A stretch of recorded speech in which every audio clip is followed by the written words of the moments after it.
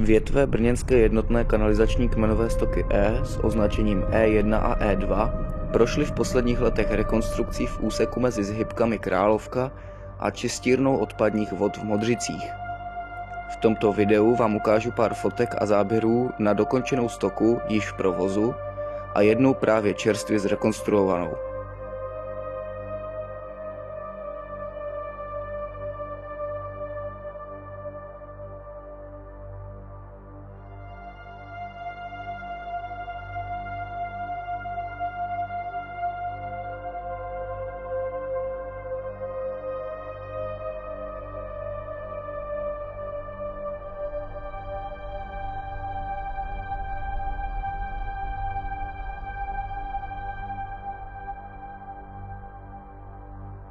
Toto je šachta do stoky E2, která ještě není v provozu. Nejsou zde stupačky a neteče tu žádná voda.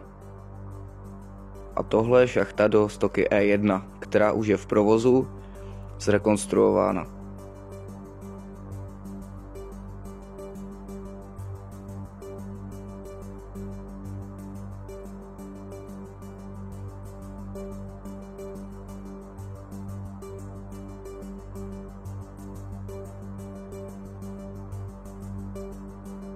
Zde můžete vidět veškerý průtok vod ze Zhybek Královka, který činí téměř 1000 litrů za sekundu.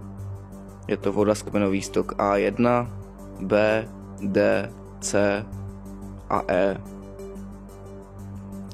Toto je potrubí o průměru 2200 mm, které vede od Zhybek Královka směrem na čistírnu odpadních vod. A tohle je stoka E2, která ještě v provozu není, respektive nebyla ještě v provozu během návštěvy a neprotekla na ní ještě žádná voda.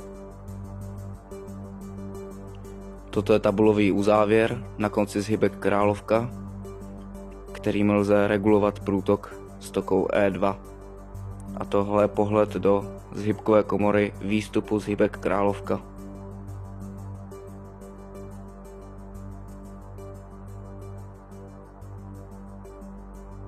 Návrat zpět ke vstupní šachtě a ještě pár záběrů na konec.